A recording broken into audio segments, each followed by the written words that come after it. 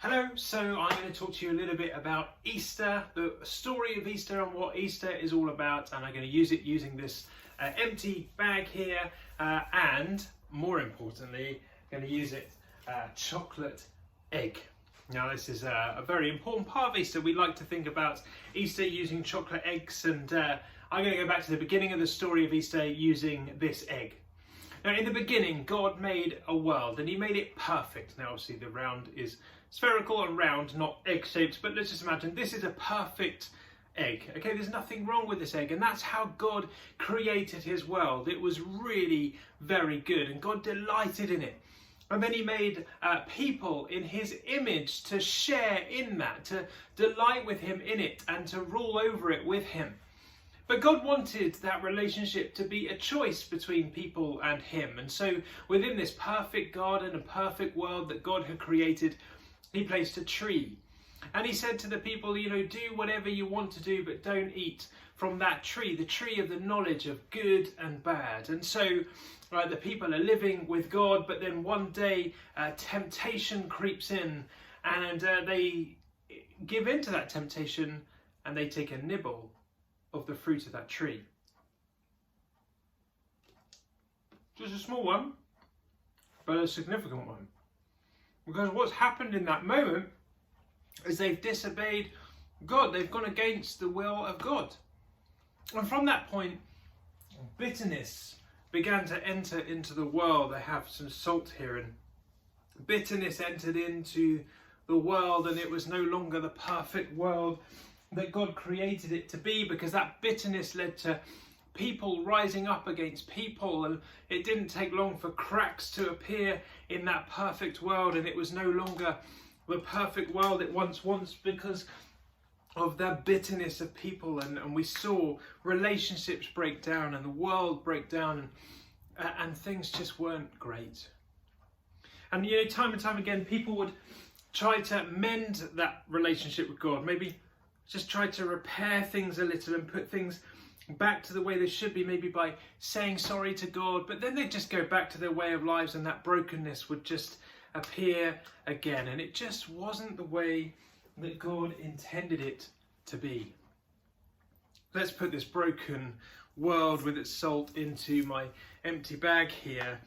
This broken, hurting world that's just not the way God intended it to be, with its bitterness, with its horrible things, just broken into the bag. Now God didn't want things to stay like that. He wanted to do something about it. And so what God did is he set about a rescue mission. He sent into the world his son, Jesus. Now Jesus came into the world perfect.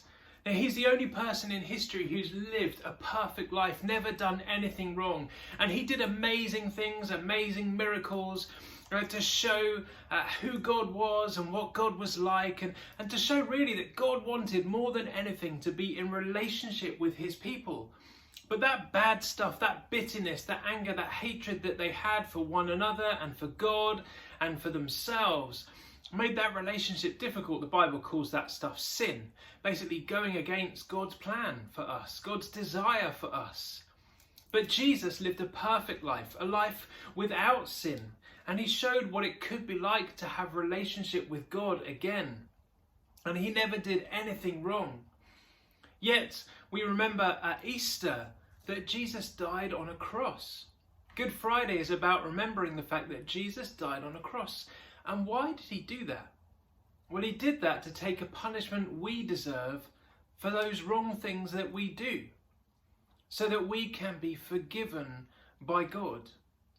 And so Jesus, this perfect person, the Son of God, was stripped bare, was placed on a cross, and on that cross he was broken for our sins, for the things we've done wrong. His body was broken, and he died on a cross, and he took a punishment that we deserve.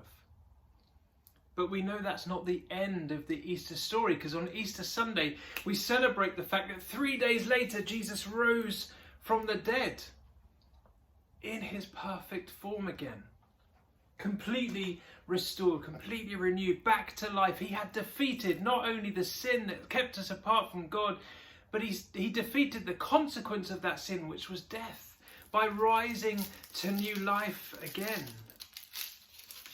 And so those who believe in Jesus and accept what Jesus has done for them on the cross can have eternal life and live with him forever and have relationship with God again the way it was always intended to be.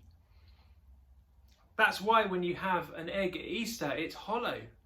It's not just so they can scrimp on chocolate and make it cheaper. It's so that we can remember that the tomb was empty, that 3 days after dying, Jesus rose from the dead, and so the tomb is burst open and it's empty inside. Because Jesus isn't found in a tomb. He's found in our relationship with him. That if we accept who Jesus is as the Son of God, if we remember what he did for us on the cross and accept his forgiveness, and if we choose to live our lives for him, then we can have life in all its fullness. New life, which is why, again, eggs are used, because they're a perfect symbol of new life. So this Easter, as you're tucking into your chocolate eggs, and as you find that they're hollow inside, let it remind you that God has always wanted relationship with us. And although things went wrong, God had a rescue mission in mind. He sent Jesus into this world to take the punishment we deserve for the wrong things we do. And then when he died on the cross, 3 days later, he rose again from the dead so that we can have life with him. And so may we remember that this Easter time and always. Grace and peace to you all. Amen.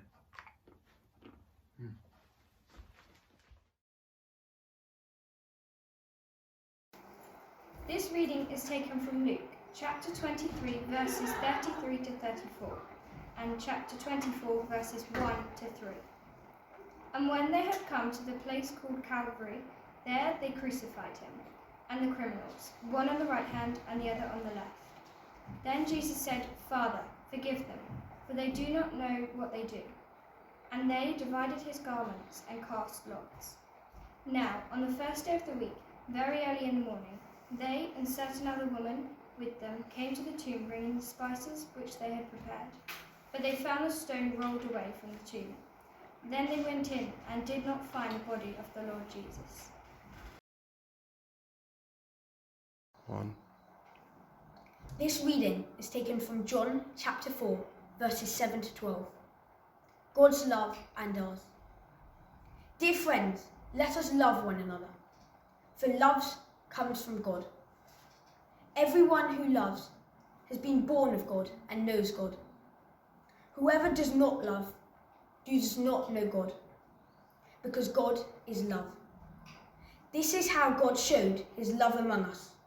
He sent his one and only Son into the world that we might live through him. This is love, not that we loved God, but that he loved us and sent his Son as an atoning sacrifice for our sins. Dear friends, since God loved us so, we ought to also love one another.